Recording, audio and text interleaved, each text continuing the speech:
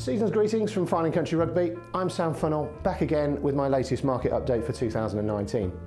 As we reach the end of what has been a turbulent year in the political climate, it has been a remarkably busy one in the local property market.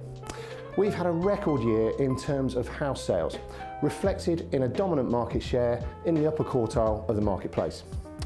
In fact, in the core postcode sectors that we operate in, we have secured a 35.4% market share of all homes that have exchanged contracts from 600,000 and above in 2019.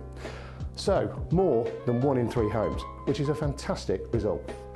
So, what of the wider market and the forecasts for the 2020s? No matter your political persuasion, there has been widespread relief that Brexit is finally upon us after the turmoil of the last 3 years. This has been reflected in the increase in listings, which will hit the local market in the new year, but with increased choice comes the likelihood of minimal growth.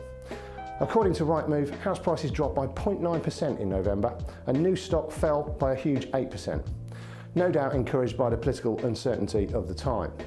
They predict a rise in house prices of 2% in 2020. The longer-term outlook for house prices has weakened, however. Oxford Economics has downgraded its long-term GDP forecast from 1.7% to 1.4% per year between 2020 and 2030. This shift is based on the expectation of a looser relationship with the EU, lower levels of trade, along with an ageing and less productive population. This lower GDP forecast will restrict household income growth, which will in turn limit long-term house price growth. It's interesting that in the next 10 years, it will be the baby boomer generation that will have a huge impact in the property market. It's predicted that as that large generation hits 70, they will begin to divest and sell their biggest assets. So, if that's the case, then there will be no shortage of stock in the next 10 years, and some of that wealth should return to the bottom of the market to enable the next generation of first-time buyers the opportunity to get on the ladder. This should provide both sellers and buyers with increased confidence that the market will remain stable, with growth, albeit minimal, compared to the previous 20 years.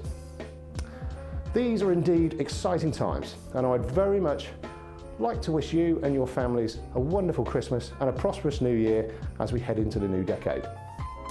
If you would like any property related advice, then do not hesitate to contact me on the details that are about to follow. See you next year.